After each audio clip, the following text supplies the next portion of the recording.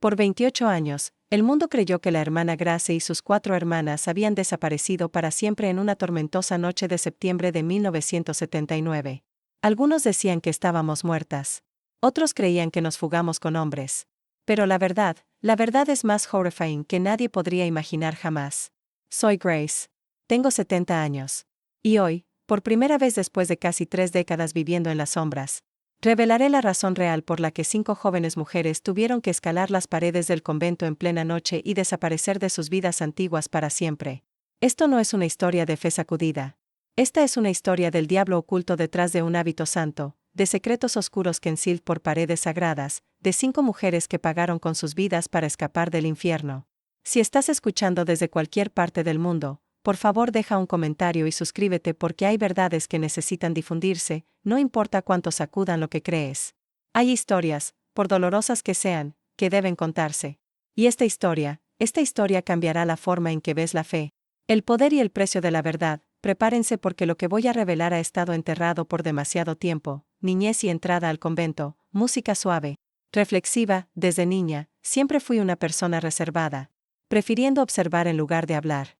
Mi madre solía decir que tenía una perspicacia aguda, capaz de ver más allá de lo obvio.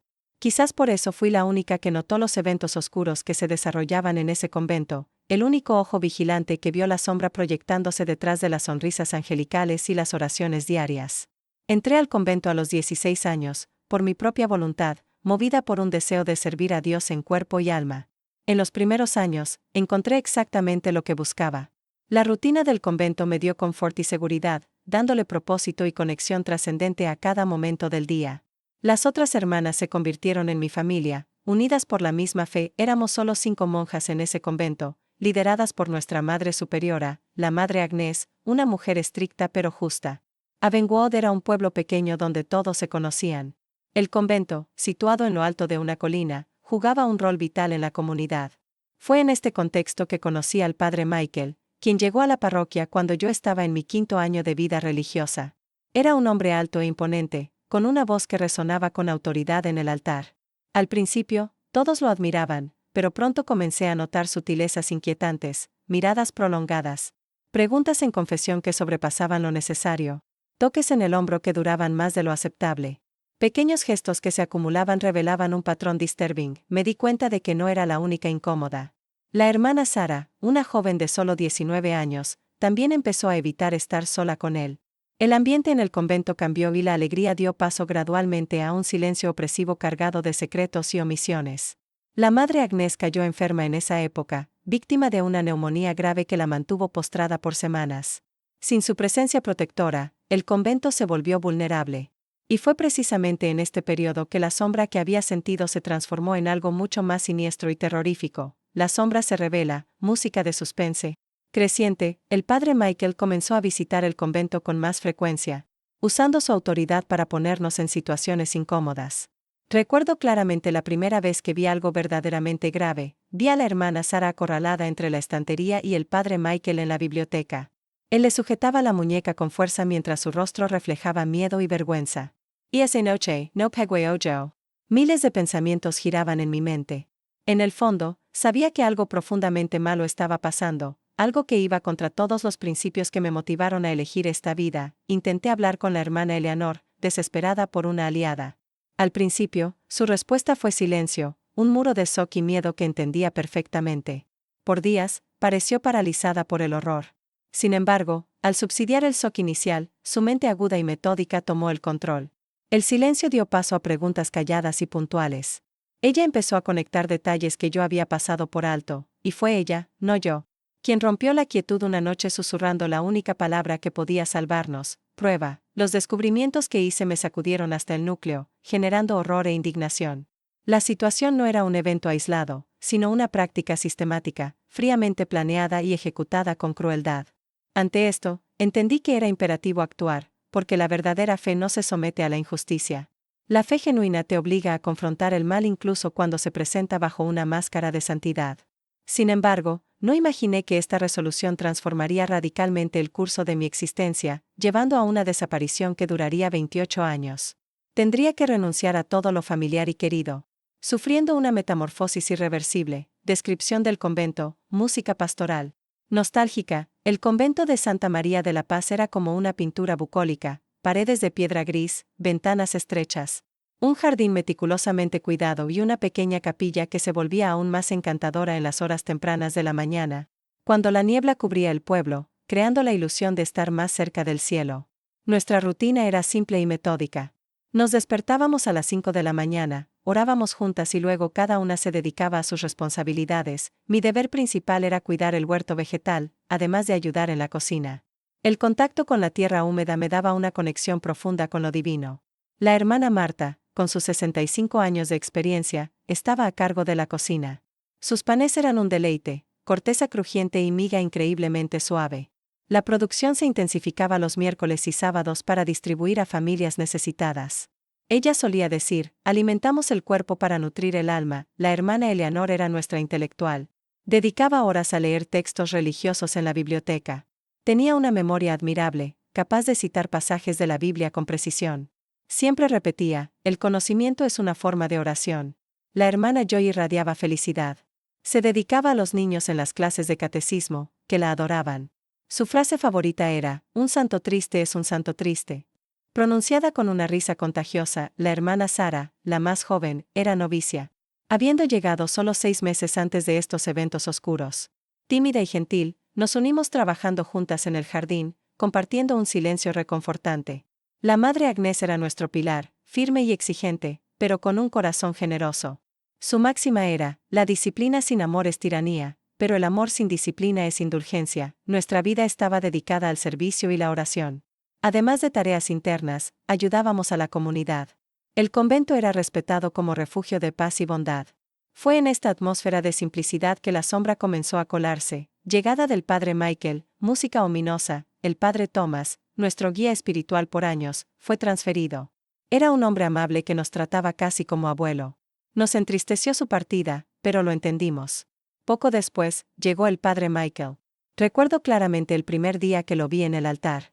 Su presencia dominaba el espacio, su voz resonaba fuerte y clara.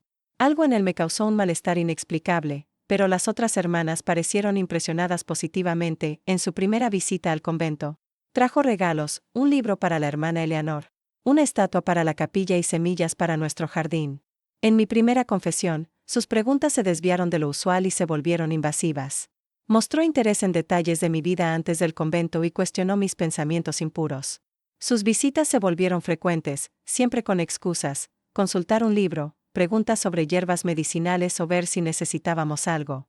Cada vez que venía, un ambiente sombrío lo acompañaba. Comencé a observar patrones en su comportamiento, la forma en que buscaba momentos de privacidad con las hermanas más jóvenes, la intensidad de su mirada, el modo en que usaba sus toques. Sus toques parecían casuales, pero no lo eran. Un día, la hermana Sara dejó caer una herramienta al suelo al oír su voz. Sus manos temblaban tanto que tuve que ayudarla. ¿Qué te hizo?, pregunté. Su única respuesta fue llorar mientras decía que la había amenazado. Afirmando que nadie le creería, intenté hablar con la madre Agnés. Pero se indignó por mis insinuaciones y me dijo que fuera a orar y pidiera perdón por mis pensamientos impuros hacia un sacerdote. La situación empeoró y él actuó con más audacia, como si supiera que no lo denunciarían.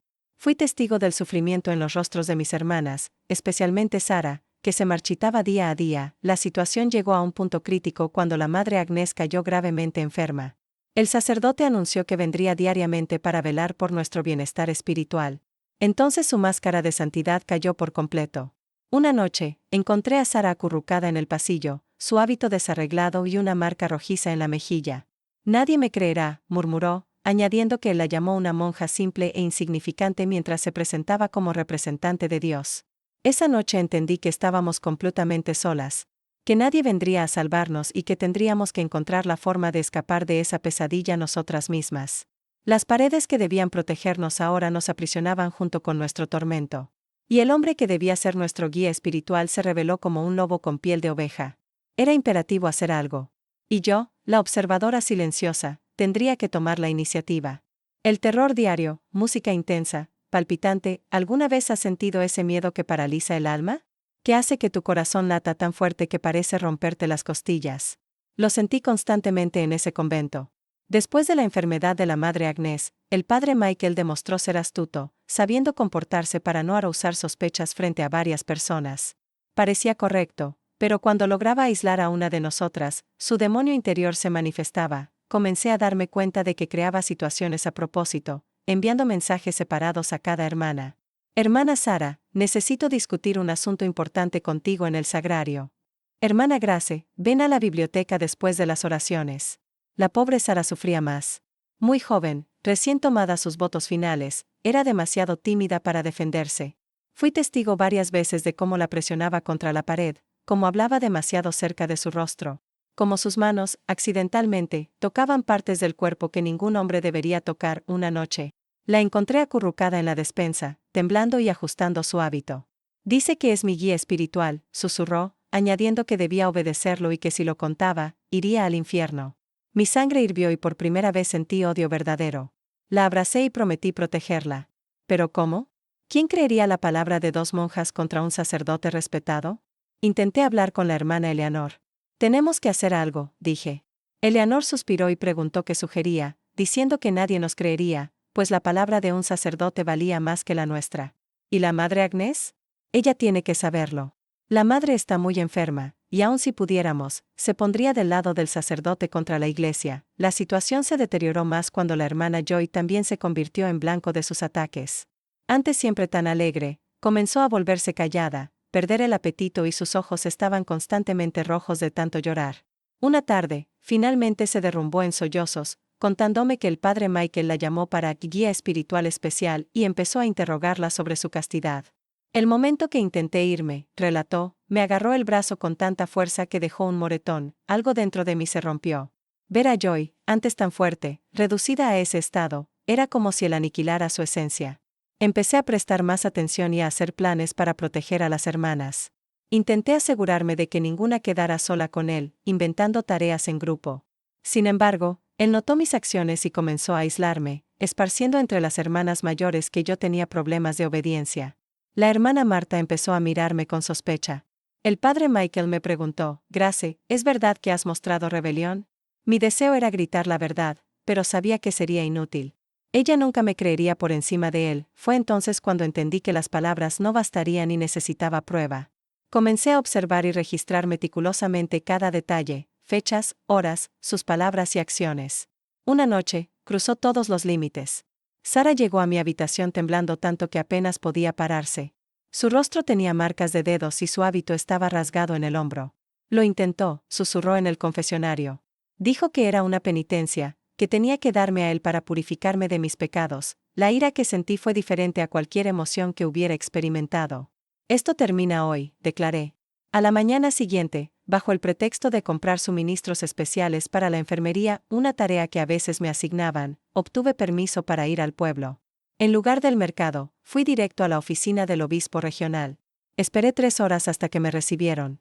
Cuando entré, mi coraje flaqueó, pero pensando en Sara y Joy, encontré fuerza. Relaté todo, presenté mis notas, describí los incidentes y expliqué cómo el padre Michael usaba su autoridad para intimidarnos. El obispo escuchó en silencio atento, y al terminar, suspiró. Hermana Grace, estas son acusaciones extremadamente graves. El padre Michael es un sacerdote ejemplar. ¿Estás segura? Mi corazón se hundió. A pesar de toda la evidencia, la duda persistía. Estoy absolutamente segura, respondí con firmeza. Temo por el bienestar de mis hermanas mientras él tenga acceso al convento. Investigaré el caso, pero le urge mantener absoluta discreción. Un escándalo de esta magnitud podría dañar seriamente la imagen de la iglesia. Salí con una mezcla de esperanza y aprensión. Había hecho todo lo posible dentro del sistema. 2 noches después, el padre Michael apareció en el convento fuera de su horario usual, su rostro contorsionado de furia. Se encerró con la hermana Eleanor por casi 1 hora. Cuando salió, Eleanor parecía devastada mientras el sacerdote lucía una sonrisa triunfante. Al pasar por mí, susurró, Dios castiga a quienes mienten sobre sus siervos. El obispo me lo contó todo, estaba en shock. El obispo había revelado todo, incluyendo quien presentó la queja. Eleanor vino a mi habitación. ¿Qué has hecho, Grace?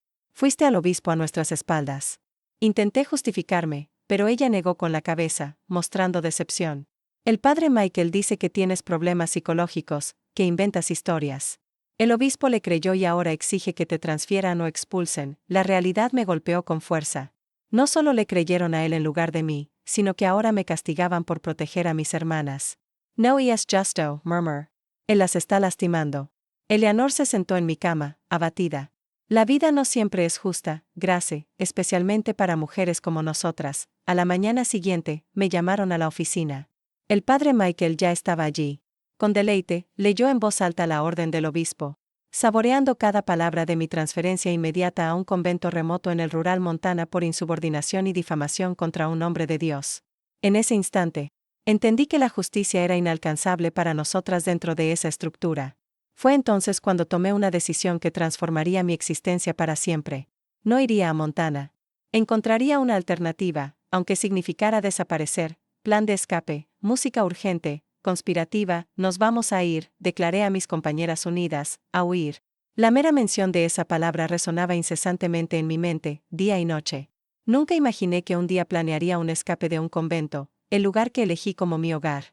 Sin embargo, ahí estábamos, 5 monjas asustadas susurrando en el sótano, rodeadas de cajones de papas y conservas. La hermana Eleanor, siempre pensativa, expresó su hesitación. Si huimos, parecerá que somos culpables. Dirán que tenemos algo que ocultar.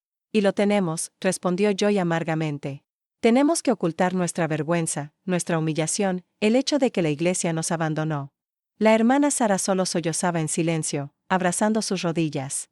La hermana Marta, la mayor, permaneció callada por mucho tiempo. 60 años, dijo finalmente. Por 60 años he servido a Dios dentro de estas paredes. Pensé que encontraría paz en la muerte aquí. Sin embargo, ahora me doy cuenta de que a veces Dios exige sacrificios que no entendemos.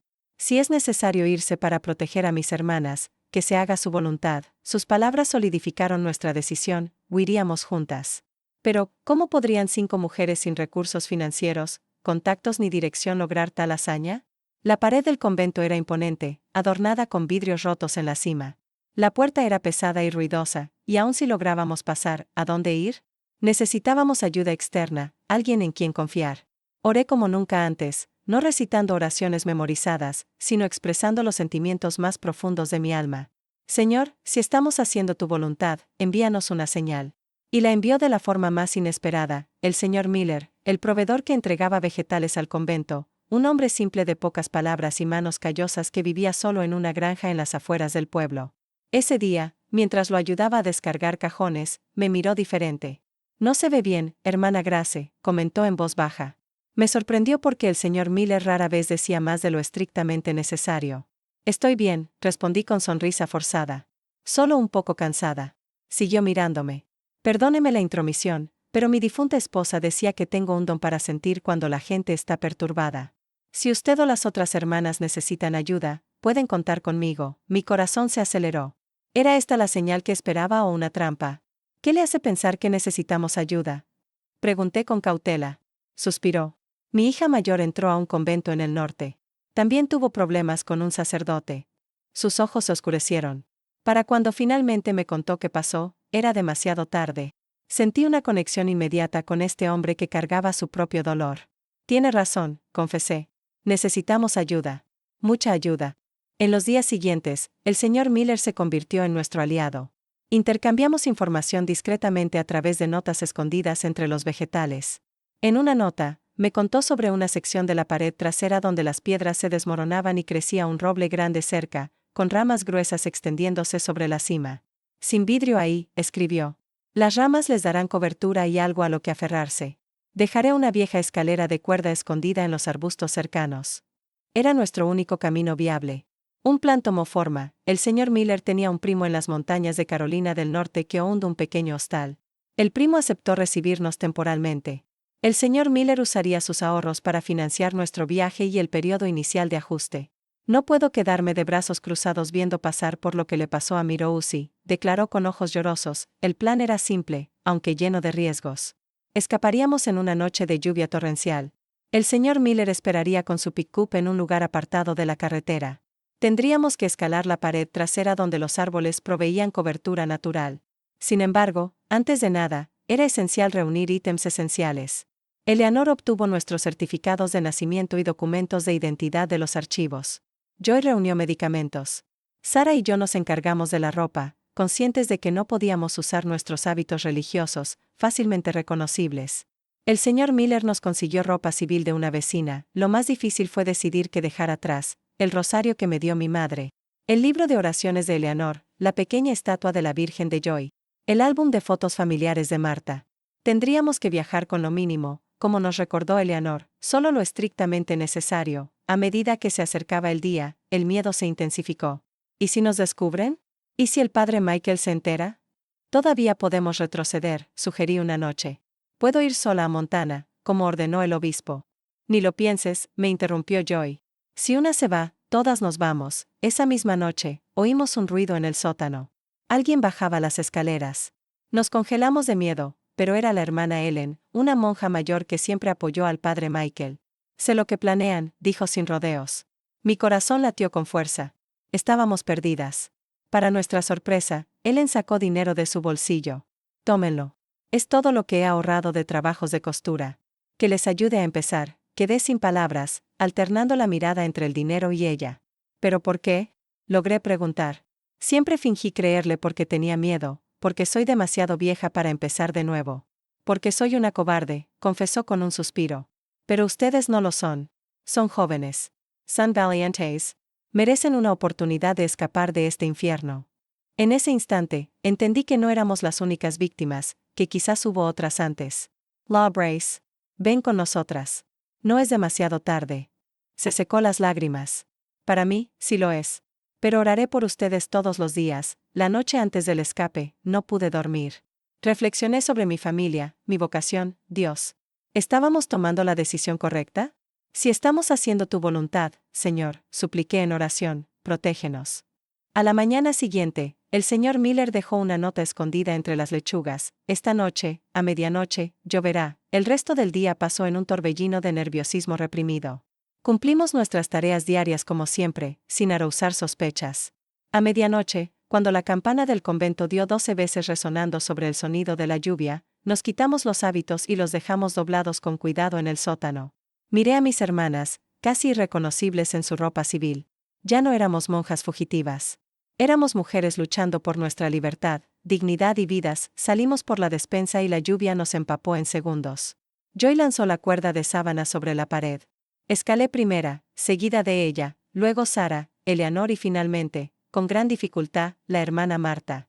En un momento agonizante, temí que no lo lograría.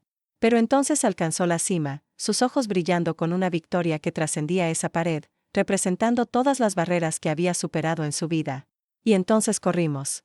5 exmonjas bajo la lluvia, como planeado. El señor Miller, nuestro único apoyo, estaba allí. Su vieja pick-up esperaba discretamente estacionada en una curva. 3 se apretujaron en la cabina mientras Joy y yo nos escondimos atrás, cubiertas por una lona protectora. Y así nos fuimos, dejando atrás el convento, el pueblo y la vida que conocíamos. En ese momento, no imaginábamos la magnitud del viaje que nos esperaba. No sabíamos que nuestra desaparición causaría un revuelo enorme, que nos buscarían intensamente y que mancharían nuestros nombres. No sabíamos que pasaríamos 28 largos años viviendo en secreto, interpretando vidas que no nos pertenecían, cargando un peso excesivamente pesado. La noche de la fuga, música dramática. Lluvia SFX, la noche del 17 de septiembre de 1979 quedó grabada profundamente en mi alma. La lluvia torrencial convirtió la tierra en lodo resbaladizo. El trueno ahogaba el sonido de nuestros pasos apresurados, y el ritmo descoordinado de nuestros corazones reflejaba el terror que nos consumía. En pocas horas, pasamos de ser monjas dedicadas a fugitivas. Abandonamos nuestra identidad, propósito y toda la vida que habíamos construido. La camioneta se bamboleaba violentamente en el camino de tierra, y yo nos golpeábamos bajo la lona empapada. El silencio era casi absoluto, solo interrumpido por sollozos ocasionales. Después de lo que pareció una eternidad, la camioneta aminoró. Sentí mi corazón acelerarse, temiendo que nos interceptaran, que alguien nos traicionara. Pero entonces oí la voz del señor Miller: ya llegamos, hermanas. Pueden salir. Levanté la lona y vi que estábamos en un cobertizo. Las paredes eran de madera, con herramientas colgando y sacos de alimento apilados. El aroma característico de heno y animales flotaba en el aire. ¿Dónde estamos?, pregunté, ayudando a Joy a bajar. Es un viejo granero en la propiedad de mi cuñado, explicó el señor Miller. Está a unos 20 km de Avonwood, y nadie lo visita hace años. Pueden quedarse unos días. El lugar era simple pero limpio. En un rincón había colchones y mantas apilados. Una mesa improvisada sostenía latas de comida, botellas de agua y una linterna. Señor Miller, comencé emocionada, pero él negó con la cabeza. Descansen ahora. Volveré mañana con más comida y noticias. Después de que se fue, nos miramos, 5 mujeres empapadas tiritando de frío y miedo en un granero desconocido. La hermana Marta rompió el silencio primero. Demos gracias a Dios por haber escapado, por haber encontrado un amigo en el señor Miller, por estar juntas. Formamos un círculo, tomándonos de las manos, como tantas veces en el convento. Pero esta vez, no había capilla ornamentada ni altar, solo nosotras, nuestras oraciones sinceras y un Dios que parecía haber oído nuestras súplicas. Después de la oración, organizamos el espacio. Eleanor distribuyó colchones y mantas. Joy verificó que todas estuvieran bien, especialmente Marta, que parecía exhausta. Sara y yo organizamos la comida e encendimos la linterna. Mientras comíamos pan y queso, el silencio regresó, cada una perdida en sus pensamientos. ¿Qué vamos a hacer ahora?, preguntó Sara finalmente en voz casi inaudible. Iremos al hostal del primo del señor Miller en Carolina del Norte, respondió Eleanor. Allí decidiremos el siguiente paso. No podemos vivir huyendo para siempre. Un día a la vez, Sara, dijo suavemente. Primero, necesitamos alejarnos lo suficiente para estar seguras. Esa primera noche, dormí poco y cada ruido me despertaba sobresaltada. Después de ser descubierta, me desperté con el aroma de café. La hermana Marta, siempre la primera en levantarse, había encendido una estufa pequeña y preparaba un café ligero. Buenos días, Grace, dijo sonriendo, ofreciéndome una taza humeante. Dormí como no dormía hace años, sin miedo. Esa simple frase me golpeó como un rayo. Era verdad.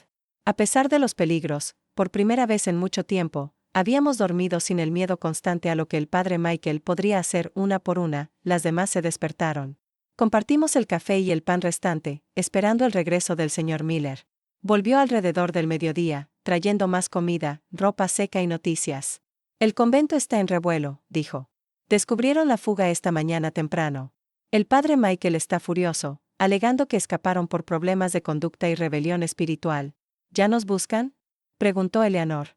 Sí, la policía ha sido notificada y revisan carreteras y estaciones de buses, pero nadie pensará en buscarlas aquí. Fue entonces cuando reveló más detalles del plan. Su primo Sam vendría al día siguiente con una camioneta más grande para llevarnos a su hostal en Carolina del Norte, donde podríamos quedarnos unas semanas. Necesitan nombres nuevos, dijo el señor Miller. Historias nuevas. No pueden decir que eran monjas. Eleanor tomó un papel y comenzó a escribir. Tenemos que ponernos de acuerdo en una historia. ¿Quiénes somos? ¿De dónde venimos? ¿Por qué estamos juntas? En las horas siguientes, creamos nuestras nuevas identidades. Decidimos que seríamos hermanas y primas, una familia que lo perdió todo en una inundación y empezaba de nuevo. Dejé de ser la hermana Grace y me convertí en Linda Peterson, maestra de primaria de 24 años. Sara se volvió Emily, mi hermana menor. Eleanor y Joy fueron nuestras primas Catherine y Rose, y la hermana Marta, nuestra tía Millie, quien nos crió tras la muerte de nuestros padres. Fue extraño ensayar estas nuevas identidades, repitiendo nombres y historia hasta que parecieron casi reales. El señor Miller también me trajo ropa civil, pues no había usado nada más que el hábito en casi 10 años. Vestirme con eso fue surreal. Me miré en un espejo roto pequeño y casi no me reconocí. El hábito no era solo una prenda. Era parte de mi identidad. Te ves más joven, comentó Joy. Trade saliva. Nunca me había preocupado por mi apariencia. En el convento, la vanidad estaba desaconsejada. Pero ahora, mirando a esa mujer en el espejo, me di cuenta de que entraba a un mundo con reglas diferentes. La segunda noche, la ansiedad por el futuro me invadió. Ya no éramos solo fugitivas. Estábamos a punto de convertirnos en personas completamente diferentes. Me desperté antes del amanecer, sobresaltada por una pesadilla en la que el padre Michael nos encontraba. Salí del granero y me senté en el umbral. El cielo clareaba. Una línea fina de luz en el horizonte prometía un nuevo día. Fue entonces cuando el peso total de lo que habíamos hecho cayó sobre mí. Habíamos abandonado una vida entera de devoción. Habíamos roto votos sagrados. Lágrimas corrieron por mi rostro. No eran de arrepentimiento, sino de duelo por todo lo perdido. Grace, oí la voz de Sara detrás de mí. ¿Todo bien? Sí, respondí forzando una sonrisa. Solo pienso en el futuro. Se sentó a mi lado. Tengo miedo, confesó. Yo también, admití. Pero nos tenemos unas a otras y tenemos a Dios. Él aún oye nuestras oraciones incluso después de lo que hicimos, preguntó. Dios no reside en las paredes de un convento, Sara, ni en los hábitos que usamos. Dios está aquí, continué señalando su pecho. Y aquí, concluí señalando el mío, y Él entiende lo que hemos pasado. De repente, oímos el sonido de un motor.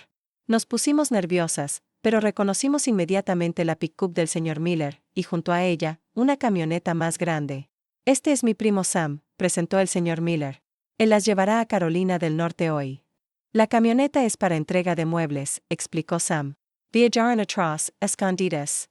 Nadie detendrá un camión de entregas. ¿Estamos listas? Pregunté, consciente de que no se trataba solo de equipaje físico, sino de preparación emocional, algo que cada una sentía de manera particular. Eleanor determinada, Joy convencida, Sara temerosa pero valiente, Marta calmada en su fe. Entramos a la camioneta, acomodándonos entre cajas y muebles. El señor Miller nos abrazó antes de cerrar las puertas. Que Dios las proteja, dijo con ojos llorosos. Son las mujeres más valientes que he conocido. Las puertas se cerraron, envolviéndonos en oscuridad. El motor rugió y empezamos a movernos. Ahí, tomándome de las manos de Sara y Eleanor, sentí una extraña mezcla de pavor y alivio.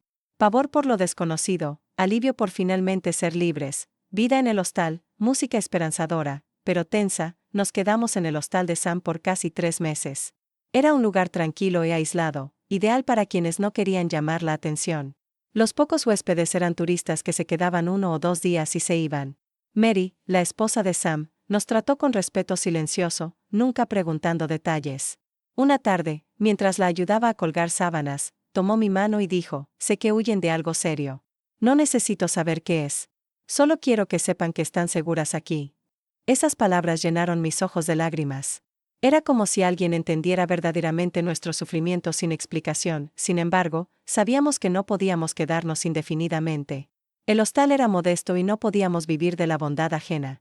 Además, nuestra desaparición se había vuelto noticia. No eran titulares en grandes periódicos, pero notas en papers locales de Pensilvania y radios regionales. Monjas desaparecidas en Avonwood. Secuestro sospechado, decía una. Sacerdote de Avonwood revela que monjas fugitivas tenían comportamiento inapropiado, anunciaba otra. Leí estas noticias en secreto, con el corazón hundido. El padre Michael nos calumniaba, pintándonos como rebeldes, problemáticas, indignas. Fue en una de estas noticias que supimos que la madre Agnes había fallecido. No de la neumonía de la que se recuperaba, sino de un ataque al corazón al enterarse de nuestra fuga. Nos sentimos culpables por su muerte, aunque sabíamos que el verdadero culpable era el hombre que nos forzó a huir. No podemos volver, dijo Eleanor. Ahora dirán que matamos a la madre con nuestro comportamiento. Con ayuda de Sam y Mary, obtuvimos documentos nuevos. No pregunten cómo, nos dijeron, porque hay cosas mejor no saber. De repente, ya no éramos las hermanas Grace, Eleanor, Joy, Sara y Marta. Éramos Linda, Catherine, Rose, Emily y Millie, una familia común con una historia común. Sam tenía un conocido en Cleveland, Ohio, que necesitaba empleadas para su pequeña fábrica de prendas. El trabajo era simple, coser uniformes, pero pagaba lo suficiente para mantenernos. Y lo más importante, el conocido no hacía preguntas. Así, después de 3 meses en el hostal, nos mudamos a Cleveland, donde alquilamos una casa modesta en un barrio remoto, buscando discreción y anonimato. Adaptarnos fue un desafío considerable. Ninguna conocía las costumbres del mundo secular moderno. Tareas diarias como usar un teléfono público, tomar transporte público o comprar en un supermercado eran complejas e unfamiliar. Recuerdo cuando tuvimos que ir al banco a abrir una cuenta corriente. La tensión me abrumó tanto que casi me desmayo en la fila de espera. Eleanor, dotada de un coraje singular, siempre estaba lista para enfrentar lo desconocido. Joy mostró aptitud natural para adaptarse, mientras Sara, pese a su juventud, aprendió rápido. Marta, por su parte, se esforzó valientemente, superando limitaciones de edad. El trabajo en la fábrica era agotador, pero paradójicamente nos dio confort. Los movimientos repetitivos de coser calmaban la mente, y por primera vez, sentimos que contribuíamos activamente a nuestro sustento. Poco a poco, establecimos una nueva rutina. Aunque nos habíamos alejado físicamente de la iglesia, nuestra fe permanecía inquebrantable. Cada noche nos reuníamos a orar, no con oraciones formales preestablecidas, sino con conversaciones íntimas y sinceras con Dios. Con el tiempo, meses se volvieron años. Cleveland se volvió familiar y acogedor. La fábrica prosperó y nuestros salarios aumentaron, permitiéndonos mudarnos a una casa más grande. Hicimos algunos amigos, siempre manteniendo reserva y omitiendo aspectos cruciales de nuestra historia. El dueño de la fábrica, el señor Prominucia el ruso, reconociendo el talento de Eleanor, la promovió a supervisora de producción después de 3 años. El aumento salarial fue valioso, especialmente porque Marta mostraba signos de fragilidad creciente, primeras pérdidas, música melancólica. Fue alrededor de 1983 cuando sufrimos nuestra primera pérdida irreparable. La hermana Marta, la tía Millie, sufrió un derrame mientras trabajaba en la cocina. Cuando la encontramos, era demasiado tarde. Su funeral fue una de las experiencias más dolorosas de mi vida. No pudimos enterrarla como hermana Marta con los honores que merecía. Tuvimos que sepultarla como Amelia Peterson, una anciana común. Después de su muerte, decidimos mudarnos de nuevo. El señor ruso abría una sucursal en Charlotte, Carolina del Norte, y le ofreció a Eleanor el puesto de gerente. Aceptamos inmediatamente. Charlotte era una metrópolis bulliciosa donde sería más fácil perderse en la multitud. Sin embargo, también estábamos más expuestas a noticias y posibilidad de ser reconocidas. Nuestra vida transcurrió tranquila por casi una década. Empezaba a creer que quizás habíamos encontrado paz finalmente, cuando en 1994 me topé con una foto del padre Michael en un periódico. Sacerdote de Avonwood celebra 30 años de servicio a la comunidad, anunciaba el titular. Ahí estaba, un poco más viejo pero con la misma sonrisa hipócrita de siempre. El reporte lo elogiaba como pilar de la comunidad, destacando su dedicación incansable. Corrí al baño y vomité. No solo había escapado de consecuencias, sino que prosperaba y era aclamado. Mientras nosotras vivíamos escondidas, acosadas por miedo constante. El descubrimiento nos conmovió profundamente. Por primera vez, cuestionamos si habíamos tomado la decisión correcta al huir, si nuestro silencio no le permitió seguir abusando de otras mujeres. Desde ese momento, Eleanor se volvió más introvertida y taciturna. Cuando le pregunté qué pasaba, solo respondió: estoy pensando en el futuro, Grace. ¿Qué haremos cuando seamos demasiado viejas para trabajar? En 1997, Eleanor enfermó. Al principio pensamos que era un resfriado, pero su salud se deterioró rápido. El doctor diagnosticó neumonía y la hospitalizó. En la tercera semana, Eleanor reveló la verdad. No es solo neumonía, Grace. Es cáncer en etapa avanzada. La noticia me devastó. Eleanor era nuestra fuerza, nuestra roca. En su lecho de muerte, tomó mi mano con fuerza sorprendente. Grace, prométeme algo, suplicó. Prométeme que un día la verdad sobre lo que pasó en Avonwood saldrá. No podemos dejar que ese monstruo siga viviendo como si fuera un santo. Sin embargo, la duda la atormentaba. ¿Quién nos creería ahora después de tanto tiempo? Con voz débil, murmuró: no es el momento aún, pero algún día, Grace. Algún día cuando sea seguro, prométemelo. Eleanor Catherine falleció 2 semanas después. Fue enterrada en un pequeño cementerio en las afueras de Charlotte en un funeral modesto y discreto, sin los honores que merecía. La pérdida de nuestra líder fue un golpe pesado. Los años siguientes fueron un borrón de adaptación y reconstrucción. Sara/Emily encontró algo de felicidad al casarse con su novio de la fábrica y mudarse a una casa propia cerca. Grace y Joy continuaron viviendo juntas, 2 hermanas solteras dedicadas al trabajo, visitando ocasionalmente iglesias en ciudades lejanas, buscando paz familiar. En uno de esos viajes, Joy confesó: a veces me pregunto si Dios nos ha perdonado por romper nuestros votos. ¿Crees que necesitamos perdón por huir de un abusador?, respondí. No por eso, aclaró Joy, sino por abandonar nuestra vocación. Por no intentar encontrar otro convento lejos de ese monstruo. Grace se dio cuenta de que Joy aún anhelaba la estructura y propósito de la vida religiosa. Su corazón lo extrañaba. Solo 2 meses después de la muerte de Eleanor, ese mismo corazón comenzó a fallarle cuando diagnosticaron a Joy una condición cardíaca crónica. Vivió con ella varios años. Pero en 2003, también falleció, deslizándose silenciosamente en su sueño. Así solo quedaron Grace y Sara. Sara tenía 2 hijos, su propia casa y una vida como Emily Rodríguez, ya no como exmonja. Por unos años, Grace vivió sola, trabajando en la fábrica. Sin embargo, en 2005, cuando vendieron la sucursal, decidió que era hora de un cambio. Se mudó a un pueblo pequeño en las estribaciones de Carolina del Norte, compró una casa modesta y abrió una tienda de costura. Emily y su familia la visitaban varias veces al año. A medida que envejecía, la promesa que le hice a Eleanor pesaba más en mi conciencia. La verdad sobre Avonwood no podía morir conmigo. Pero, ¿cómo cumplirla sin poner en peligro la vida de Emily? ¿Cómo revelar la verdad después de tanto tiempo sin más prueba que mi palabra? La respuesta comenzó a emerger gradualmente mientras recolectaba noticias, seguía pistas y reunía coraje. En 2007, sentí que finalmente estaba lista para dar el paso que lo cambiaría todo de nuevo. El paso que me sacaría del silencio, que daría voz a la historia silenciada por tanto tiempo. 28 años de miedo, música oscura, introspectiva, el miedo se manifestaba de diversas formas. Algunos días era una opresión en el pecho que impedía respirar. Otros, un frío persistente en el estómago. Y había veces que era solo una sombra en la esquina del ojo, algo casi imperceptible, pero que nunca desaparecía por completo. Durante esos 28 años de anonimato, conocí todas las caras del miedo. Incluso en momentos de mayor tranquilidad, estaba presente, recordándome que todo podía colapsar. Cada sacerdote con quien me cruzaba hacía latir mi corazón. ¿Lo conoce al padre Michael? Cada mención de Abengood me paralizaba. ¿Nos encontraron? Nunca podíamos ser completamente sinceras. Teníamos que estar siempre alerta, recordando qué versión de la historia le habíamos contado a cada persona. Era como vivir en un escenario todo el tiempo, actuando sin poder relajarnos. Y eso era incluso más duro que el miedo mismo. El miedo constante que nos acosaba era la posibilidad de ser descubiertas y lo que el padre Michael haría si nos encontraba.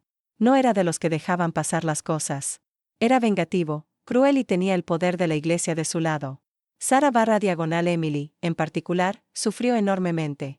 Siendo la más joven, también fue la más violada y con cicatrices más profundas. Por muchos años, pesadillas la atormentaban casi cada noche, despertándola gritando, bañada en sudor frío y temblando. Me encontró, repetía entre sollozos. Está aquí. Vino por mí.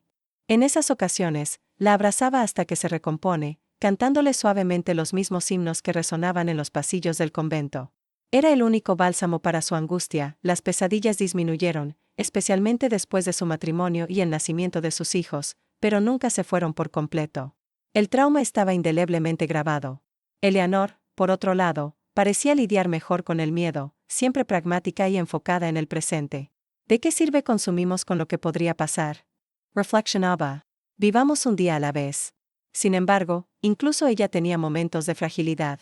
Una noche, la encontré llorando sola en el balcón. Estoy exhausta, Grace, confesó. Exhausta de fingir, de mentir, de nunca poder ser quien realmente soy. La entendía perfectamente. Había días en que apenas me reconocía en el espejo. ¿Quién era esta? ¿Linda Peterson reflejaba lo que le pasó a la hermana Grace? Sin embargo, el miedo no era la única carga. La culpa también nos acompañaba incesantemente. Culpa por haber escapado en lugar de luchar. Culpa por dejar a otras mujeres en situación vulnerable. Culpa por haber renunciado a nuestros votos. Y sobre todo, furia, una rabia que nos consumía desde dentro.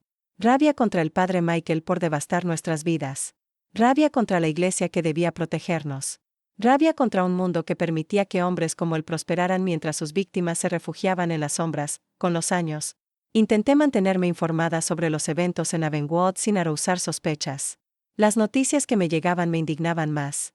El padre Michael no solo permaneció como párroco, sino que ascendió en la jerarquía eclesiástica, recibiendo honores y expandiendo su influencia. En 1985, fue elevado a monseñor. En 1992, inauguró un nuevo ala de la iglesia principal. En 2000, recibió el título de ciudadano honorario. Y lo más outrages, en 2004, fue nombrado para liderar un pequeño seminario donde jóvenes se preparaban para ser sacerdotes, mientras, en las escasas menciones del caso de las monjas desaparecidas, nos describían como rebeldes, ingratas y inestables. Algunos pensaban que nos fugamos con hombres, otros insinuaban que robamos dinero del convento. Nadie, absolutamente nadie, se atrevió a sugerir la verdad, que escapamos huyendo de un depredador. Después de la muerte de la madre Agnès, el convento pasó a dirección de una nueva superiora. El número de monjas disminuyó gradualmente, y en 2002, se cerró oficialmente, donando el edificio a la ciudad para convertirlo en centro cultural. Saber esto me rompió el corazón. Ese lugar había sido mi hogar, mi refugio antes de la llegada del padre Michael. Alrededor de esa época, comencé a tener sueños recurrentes con la madre Agnès. En el sueño, ella estaba en el jardín junto a la estatua de la Virgen. ¿Por qué no me lo dijiste? Preguntaba con voz ahogada. ¿Por qué no confiaste en mí? Me despertaba llorando. Si hubiéramos confiado en ella desde el principio, si hubiéramos sido más insistentes, quizás todo habría sido diferente. Quizás no habría muerto así, creyendo que sus monjas la abandonaron. Desde 2003, noté que estos pensamientos se volvían más frecuentes. Me sentía exhausta de cargar este secreto sola, y de ver el éxito del padre Michael mientras mis hermanas fallecían, cada una lejos de su hogar. Una noche, después de soñar con la Madre Superiora, tomé el cuaderno que Eleanor me dio, guardado por años sin atreverme a abrirlo. Pero en ese momento, finalmente quité el candado y revisé las páginas amarillentas. Lo que encontré me dejó perplexa. Eleanor había registrado meticulosamente todo: fechas, horas, incidentes de abuso, nombres de otras monjas que sufrieron a manos del padre Michael antes de nosotras. También transcripciones de conversaciones revelando que autoridades eclesiásticas sabían de los hechos, pero eligieron ignorarlos. En las últimas páginas, Eleanor había escrito una especie de testamento. Grace, mi querida hermana, si lees esto, es porque ya no estoy. He documentado todo, no por venganza, sino en busca de justicia, no solo para nosotras, sino para todas las mujeres que nos precedieron y las que puedan venir después. El silencio protege a los opresores, nunca a los oprimidos. Sé que tienes miedo y que piensas que nadie nos creerá después de tanto tiempo. Pero la verdad tiene una fuerza inherente. No te pido que te expongas a peligro. Espera el momento adecuado. Espera hasta que él sea demasiado viejo para dañar a nadie. Espera hasta que otras voces se levanten, como sé que un día lo harán. Y cuando llegue ese tiempo, usa estas páginas. USA en Nuestra Historia. Usa tu voz, que siempre ha sido más fuerte de lo que imaginas. No dejes que muramos en vano, Grace. No dejes que nuestra fuga haya sido en vano. Con todo mi amor, Eleanor. Cerré el cuaderno con manos temblorosas. Eleanor siempre supo que este día llegaría. Siempre supo que yo sería la última en revelar nuestra historia. Después de esa noche, comencé a prepararme. En las raras ocasiones que me reunía con Emily, le hablaba, tratando de entender si estaría lista para enfrentar el pasado. No quiero que mis hijos sepan, dijo firmemente. No quiero que carguen esta historia. No quiero que me vean diferente. Respeté su decisión. Emily había sufrido más que nadie y tenía derecho a su paz. Entonces lo haré sola, decidí, cuando sea el momento adecuado. Y seguí esperando, observando. En 2006, leí que el sacerdote, ahora Monseñor Michael, había sufrido un derrame. No fue grave, pero por primera vez, me di cuenta de que no era invencible. Luego, en enero de 2007, vi una noticia que hizo que mi corazón se detuviera. Un nuevo sacerdote había sido nombrado para asistir al Monseñor Michael en Avonwood debido a su delicada salud. Su nombre era John Lowenvestig Freneticament. Era joven, unos 30 años, ordenado recientemente tras una carrera como profesor universitario. Era conocido por su trabajo con jóvenes en riesgo y posiciones progresivas. Más importante, en una entrevista, al preguntarle qué lo llevó al sacerdocio, mencionó que su hermana había sido monja y que su ejemplo de fe lo inspiró incluso después de su muerte prematura. Su hermana, una joven monja fallecida, sin nombres, sin detalles. Podía ser coincidencia, pero algo dentro de mí me dijo que no lo era. Necesitaba saber más sobre este padre John. Necesitaba saber si podía ser un aliado. Si alguien creería nuestra historia, sería en este momento.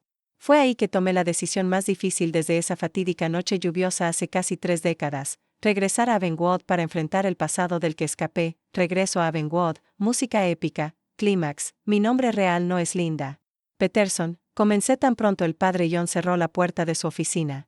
Me llamo Grace, hermana Grace, del convento de Santa María de la Paz. Frunció el ceño, perplejo, y luego sus ojos se abrieron grandes. La monja que desapareció en 1979. Sentí mi corazón acelerarse. No había vuelta atrás. Pero eso es increíble, exclamó, señalando una silla. Todos asumieron que usted y las otras murieron. Es uno de los grandes misterios de este pueblo. No morí, respondí. Escapamos. Todas huimos. Y ahora regresé para revelar la razón de nuestra fuga. Estoy escuchando, dijo atento, tomé una respiración profunda y comencé a narrar. Le conté de los primeros años felices en el convento, la llegada del padre Michael y cómo convirtió nuestro santuario en lugar de terror y abuso. Le conté de sus ataques a Sarah, a Joy, a todas nosotras, de mis intentos frustrados de denunciarlo al obispo y de la desesperada fuga esa noche lluviosa. Mientras hablaba, observé sus reacciones. Al principio parecía escéptico, pero al acumularse detalles y fechas coincidiendo con eventos que conocía, su expresión cambió: shock, luego indignación y finalmente tristeza. Tengo prueba, declaré, sacando el cuaderno de Eleanor de mi bolso. Mi hermana, la hermana Eleanor, lo registró todo meticulosamente: fechas, horas, incidentes específicos, nombres de otras víctimas antes de nosotras, conversaciones que indican que autoridades eclesiásticas sabían. Tomó el cuaderno con manos temblorosas y hojeó las páginas amarillentas. Su rostro palideció. Mi Dios, murmuró. Mi Dios. Permanecimos en silencio con el peso de la revelación sobre nosotras. Finalmente, cerró el cuaderno y me miró con ojos llorosos. Padre, pregunté hesitantemente, preocupada de haber errado, de que fuera leal al monseñor Michael. No puedo expresar cuánto lo siento por todo lo que usted y sus hermanas pasaron, dijo con voz ahogada. Y qué vergüenza siento de saber que la Iglesia, que debía protegerlas, las falló tan profundamente. Una ola de alivio me invadió. Me creyó. Después de tantos años de que mi historia fuera negada, desacreditada, distorsionada, finalmente alguien de la Iglesia me creyó. Gracias, logré decir con voz ahogada. ¿Pero por qué ahora?, preguntó, inclinándose. ¿Por qué volver después de tanto tiempo?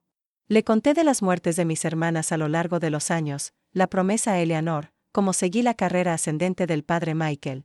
Y cuando vi su nombre en el periódico, sentí que quizás era una señal, que quizás usted era diferente, que podía ayudarme a revelar finalmente nuestra historia.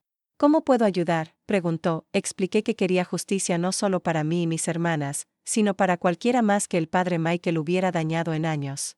Que quería que se supiera la verdad, que limpiaran nuestros nombres. Pero tengo miedo, confesé. Él aún tiene poder aquí. Hay gente que lo defiende y ahora estoy sola. No, dijo el padre John firmemente. Ya no estás sola. Te ayudaré a contar tu historia. Estaré a tu lado, en los días siguientes, con completa confidencialidad. Trabajamos juntos bajo dirección del padre John, quien mostró determinación firme para seguir procedimientos correctos. Su meta principal era asegurar que esta vez la Iglesia no silenciara el caso. Para ello, contactó a un obispo más joven en la diócesis, conocido por su postura combativa en casos de abuso eclesiástico. En colaboración, formalizaron mi relato. Examinaron meticulosamente el cuaderno de Eleanor y buscaron registros antiguos que corroboraran nuestras alegaciones. Afortunadamente, el monseñor Michael estaba temporalmente ausente en la capital del estado por tratamiento médico. Mientras analizábamos documentos antiguos en los archivos parroquiales, me topé con un descubrimiento disturbing, una carta.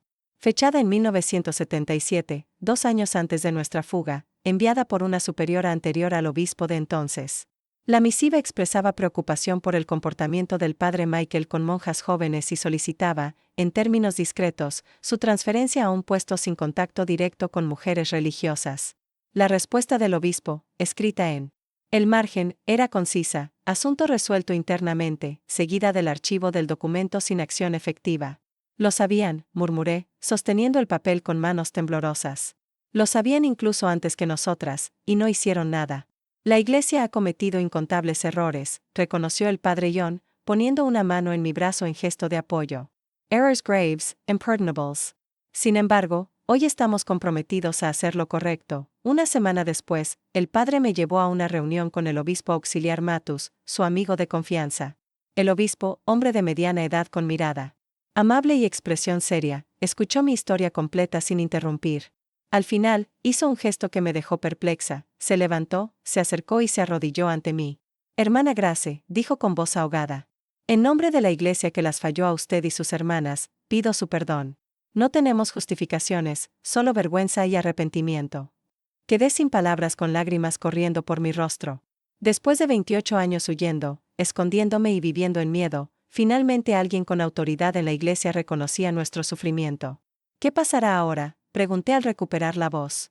El obispo explicó que con la evidencia reunida, iniciarían una investigación formal sobre el monseñor Michael. Me advirtió que tendría que dar un testimonio, que el proceso sería arduo y que habría gente que no me creería. Sin embargo, aseguró que estarían a mi lado y no repetirían errores del pasado. En ese momento, el padre John preguntó por Sara. Está viva, confesé tras hesitar. Pero ha construido una nueva vida con nuevo nombre. Tiene familia, hijos, y no quiere involucrarse. Ambos mostraron comprensión. Respetaremos su decisión, aseguró el obispo. Su nombre no se mencionará sin su permiso. A la mañana siguiente, tuvo lugar la reunión que temí por décadas.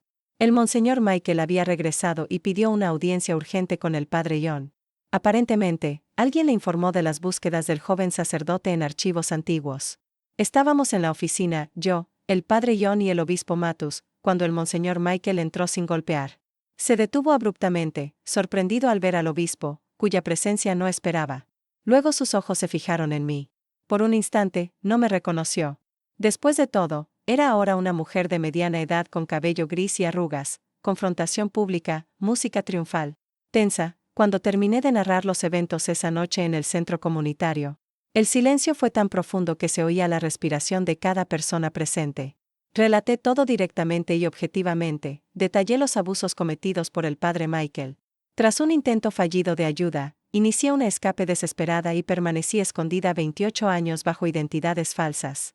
Hablé de mis hermanas fallecidas Marta, Eleanor y Joy, que se llevaron el secreto y fueron enterradas bajo nombres ajenos. Mencioné la promesa a Eleanor de que un día la verdad saldría. No mention a Sarah. Para todos presentes, la narrativa involucraba solo 4 monjas, no 5. Era una pequeña falsedad insertada en una gran verdad, y estaba convencida de que Dios entendería. Al final de mi relato, observé la multitud de rostros. Algunos lloraban abiertamente. Otros mostraban shock. Una minoría, especialmente quienes conocieron al monseñor por décadas, manifestaban incredulidad rayando en ira. Fue la señora Teresa Morera, maestra retirada respetada por todos, quien rompió el silencio. Se levantó lentamente y con voz audible declaró: «Hermana Grace, le creo, y lamento profundamente que nadie le creyera antes». Otras voces se unieron. Un hombre de mediana edad compartió que su hermana fue novicia en el convento antes de nosotras y se fue repentinamente sin explicación, nunca volviendo a ser la misma, ni regresando a una iglesia. Una anciana confesó haber oído rumores sobre el comportamiento del padre Michael años atrás, pero los ignoró, considerando imposible tal conducta en un hombre de Dios. Ahora en lágrimas. Reconoció su error. Poco a poco, más personas compartieron percepciones, pequeños incidentes que juntos delineaban un patrón irrefutable. El padre Michael no era el santo que parecía. Evidentemente, no todos se convencieron. Algunos se fueron enojados, murmurando que era todo invención, que yo era una mujer desequilibrada buscando atención. Otros permanecieron en silencio, comprensible considerando que el monseñor Michael fue figura central en la vida de Avonwood por casi 3 décadas. En los días siguientes, la noticia se esparció rápidamente. Periódicos locales cubrieron la historia primero con cautela y luego con más detalles al emerger evidencia. Una periodista de la capital estatal me entrevistó y su reporte se reprodujo en varios medios. El monseñor Michael presentó una demanda por difamación, negando todas las acusaciones, llamándome mentirosa y alegando conspiración para manchar su reputación. Sus abogados argumentaron que era conveniente para mí acusar cuando muchos testigos ya habían muerto. Sin embargo, no contó con la vasta cantidad de evidencia que teníamos: el cuaderno de Eleanor, la carta condenatoria de una superiora anterior descubierta en archivos y, sobre todo, el creciente número de otras víctimas que comenzaron a salir inspiradas por mi locura courier, como algunos la llamaban. Exmonjas, mujeres de la comunidad acosadas en confesión, incluso exseminarios que reportaron castigos y humillaciones extraños, fueron públicas. El caso se fortaleció y ganó notoriedad. La Iglesia, presionada interna y externamente, no tuvo opción más que tomar la investigación en serio. 2 meses después, el monseñor Michael fue oficialmente removido de sus deberes y se inició un proceso canónico para investigar sus acciones por décadas. Quizás el momento más impactante fue cuando recibí visita de la hermana Sofía, una de las pocas monjas que aún quedaban en el convento cuando huimos. «Vine a pedirle perdón», me dijo al entrar. Sabía no todo, pero sospechaba y no hice nada. Tenía miedo, vergüenza, y por mi silencio, ustedes y las otras sufrieron. Otras sufrieron. La abracé, esa frágil dama cuyos hombros temblaban con sollozos convulsivos, y lloré con ella. No había ira en mí, solo la realización de cómo el sistema nos abandonó. Todo Avonwood se vio forzado a confrontar una verdad abrasadora, un proceso arduo y doloroso. Hubo días en que recibí avalancha de mensajes de apoyo, tantos que apenas podía leerlos todos. Por el contrario, noches en que necesité protección policial por amenazas en mi puerta. Sin embargo, poco a poco, incluso los más escépticos se dieron cuenta de que la evidencia era irrefutable. La verdad, como escribió Eleanor, tenía un poder inherente. El proceso canónico duró casi 1 año. La decisión fue más contundente de lo que muchos esperaban. Fue oficialmente laicizado, despojado de su estatus clerical. Para muchas víctimas, incluyendo yo, el castigo pareció insuficiente. No iría a la cárcel, pues los crímenes eran muy viejos y habían prescrito. Mantendría su retiro, casa, libertad. Sin embargo, había una forma de justicia en que perdió lo que más atesoraba: su estatus, poder, influencia. El hombre que usó el manto sagrado para abusar y someter ahora era despojado de ese mismo manto. Unas semanas después, dejó a Avonwood secretamente en medio de la noche. Nadie sabía su paradero. En ese momento, Vivía el mismo tipo de exilio al que nos condenó por 28 años. Conclusión, música inspiradora. Uplifting, hoy, a los 70 años, revisito el pasado y vislumbro un viaje que nunca imaginé recorrer. De la chica de 16 que entró al convento llena de fe, a la de 24 que huyó en una noche tormentosa, a la mujer que vivió décadas escondida. ¿Hasta quién soy ahora? Alguien que finalmente encontró paz con su pasado. El Centro Santa María de la Paz se ha vuelto la razón de mi existencia por los últimos 15 años. De un pequeño proyecto embrionario, ha florecido y se ha convertido en referente en el noreste americano. Tenemos psicólogos, abogados, trabajadores sociales. Ayudamos a cientos de mujeres a recuperar su voz, fuerza, capacidad de empezar de nuevo tras abuso. Emily, mi querida Sara, se mudó a Benwood hace 5 años tras la muerte de su esposo. Sus hijos eran grandes y quería pasar sus últimos años cerca de mí, su verdadera familia. Actualmente trabaja conmigo en el centro. Especialmente con mujeres jóvenes que ven en ella un ejemplo vivo de que es posible construir una vida feliz incluso tras el trauma más profundo. El padre John sigue siendo párroco, rechazando promociones. Mi lugar es aquí, siempre dice, donde puedo ver el impacto real de mi trabajo diariamente. Con los años, nos hemos vuelto grandes amigos, socios en la misión de transformar el viejo convento en lugar de sanación.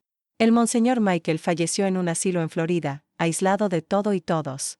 Dicen que murió solo, que nadie asistió a su funeral. No sentí alegría al recibir la noticia, solo un extraño sentido de cierre. Como si un capítulo final se hubiera escrito, a veces. Cuando camino por los jardines del centro y miro los 5 bancos de piedra con nuestros nombres, Marta, Eleanor, Joy, Sara y Grace, siento la presencia de mis hermanas que se fueron. Puedo casi oír la risa de Joy, la voz serena de Eleanor. Sentir las manos arrugadas de Marta, y sé con convicción que trasciende la razón que están en paz. Que nuestro sufrimiento no fue en vano. Es gratificante saber que mi historia ayuda a otras a encontrar su voz. Reflexionando en este viaje, me doy cuenta de la inmensidad de lo aprendido y es duro saber por dónde empezar. Quizás la lección más importante concierne a la esencia de la verdadera fe. Al entrar al convento, imaginé que la fe significaba seguir dogmas, obedecer figuras de autoridad y aceptar todo sin cuestionar. Fue esta visión limitada la que lamentablemente permitió al padre Michael y muchos otros abusar del poder. Hoy entiendo que la fe genuina es infinitamente más profunda y desafiante. Reside en el coraje de dudar cuando algo parece malo, incluso si ese desacuerdo es con alguien en posición de poder. Es creer en tu intuición, en esa voz interior que te lleva a la verdad. Es tener la convicción de que Dios se preocupa más por justicia y amor que por jerarquías y apariencias meras. Además, he aprendido mucho sobre la naturaleza del mal y cómo se propaga en silencio.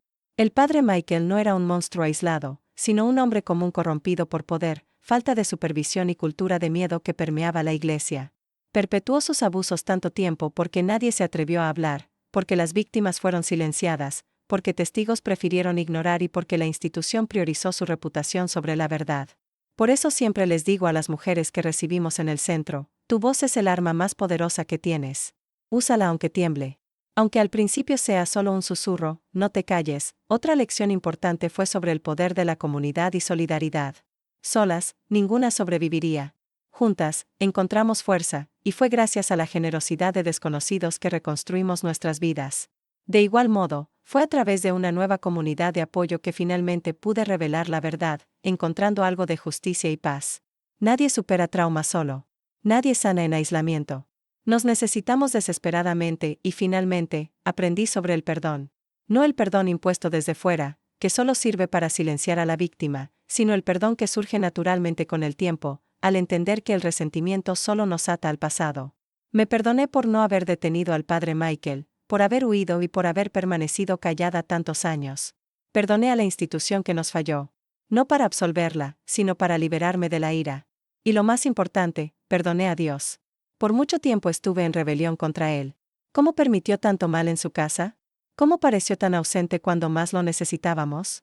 Hoy entiendo que Dios estuvo presente todo el tiempo, en el coraje que encontramos para escapar, en la bondad de la gente que nos ayudó y en la fuerza que descubrimos dentro de nosotras. Dios nunca prometió vida sin sufrimiento, solo que estaría con nosotras en medio de él. Aprendí que el dolor enseña. Pero es la fe la que sostiene. La frase, el dolor puede destruirnos o enseñarnos, se ha vuelto mi mantra. Pero es la fe, no fe ciega, sino fe que cuestiona, fe que busca la verdad, la que nos sostiene en las noches más oscuras. Muchos me preguntan si aún me considero monja. Mi respuesta es siempre la misma: nunca dejé de ser la hermana Grace en mi corazón. Los votos que tomé a los 16, pobreza, castidad y obediencia, aún los cumplo a mi manera, no por obligación, sino por elección.